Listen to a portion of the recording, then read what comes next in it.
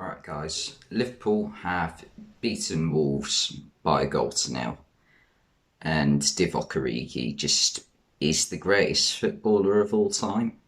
That this is absolutely diabolical, the fact that he didn't win the Ballon d'Or this year. He just is the greatest footballer of all time. Who's better? Ronaldo? Piss off. Messi? Seriously?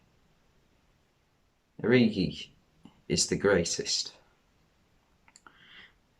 But seriously though, Liverpool today, I didn't think they were horrendous, but they definitely weren't great. It was an average performance from Liverpool, to be honest. Um, Wolves had quite a few chances to score, which that you'd think they probably should have taken one of them, maybe. Um, Alisson had to make a couple of decent saves throughout the game. But Liverpool created chances. The first half was a bit dull. There did not a lot happened really in the first half. Jota had a decent chance with a header, and Salah managed to somehow completely miss the ball from an Andy Robertson cross. But yeah, in the second half, oh my God, how on earth Diego Jota missed that opportunity? He's got the ball from like the left hand side of his right hand side of the goal, and he's running down on goal. The keeper's out of his line. He's already in front of the keeper, and Connor Cody and I think it was Max Kilman on the line. And how can you not score from 6 yards out when there's two men on the line who can't use their hands? It's beyond me. He hit it as hard as he could straight at Connor Cody. He just had to put it in the corner. It was awful finish from Jota. Probably the miss of the season so far. It was definitely worse than Aubameyang's against Newcastle a couple of weeks ago. But yeah, Divock Origi came on just after that, and you always get that feeling when Divock Origi comes on as a Liverpool fan, and occasionally it just comes off. Like, how many times has he done it now? There was obviously the 2 goals against Barcelona, the goal against Tottenham in the Champions League final.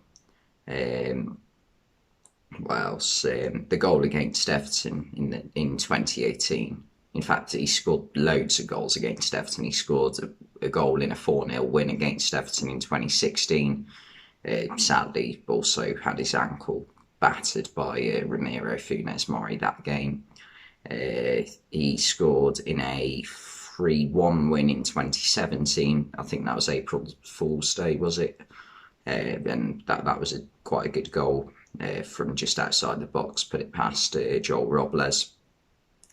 Obviously, the well-known one, the Jordan Pickford one off the crossbar, probably the worst and best goal of all time at the same time.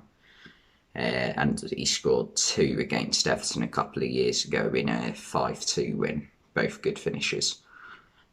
So there's them games. There was a winner against Newcastle a few years ago to keep our title hopes alive.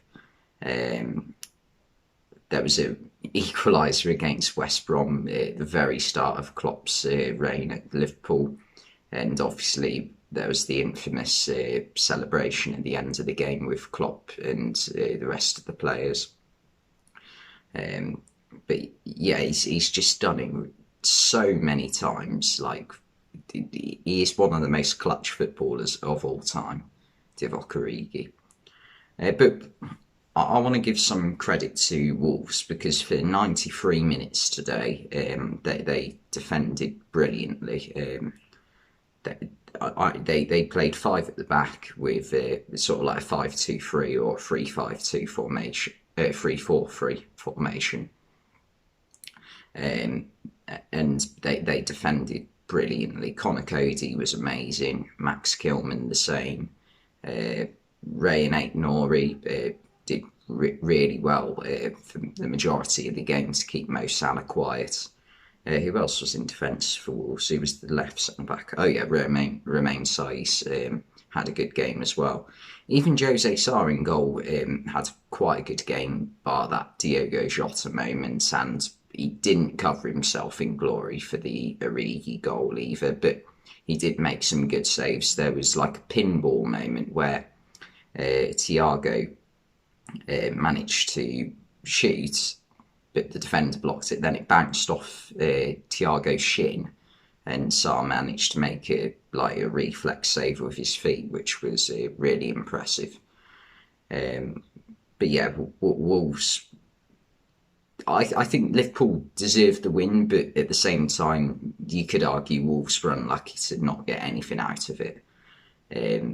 So yeah, they defend brilliantly. In fact, in terms of defences this season, they've got to be up there with the best, really. They don't concede many at all. But in terms of Liverpool's players today, I thought Thiago and Fabinho were probably our best players, and obviously Origi, did what he did. But I thought probably our worst performer today was Jota's finishing wasn't great, but I thought Virgil van Dijk had a very, not poor, but average at best game today. There was a moment where he pretty much just gave the ball away to Adama Traore, and Traore probably should have done better with it, the opportunity that Van Dijk gave him. I didn't think that Sadio Mane had his greatest game ever either. But another thing for Origi's goal, Mohamed Salah's touch to get it away from his feet and beat his man and cross it in was sublime. He's having a ridiculous season. I think he's on 13 goals and 9 assists in the Premier League alone. And he's got another 6 goal involvements in all competitions. So I think he's on 28 goal and assists for Liverpool in all competitions this season, which is, by the start of December, is insane, especially in the Premier League. Obviously, that doesn't sound great if you compare it to Ronaldo and Messi, but with all these Messi and Ronaldo stats over the past 10 years, 10, 15 years, you have got to take into consideration that La Liga, without any disrespect, isn't as high quality a league as the Premier League.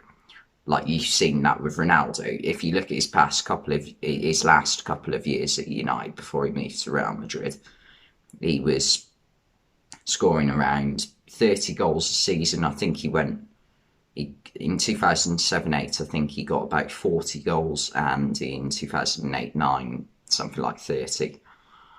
So if we say 35 goals and maybe 10 or 15 assists, so that was 50 goals 50 goal involvements a season. And then at Real Madrid in his best years, he got something like 80 or 90 goals and assists a season.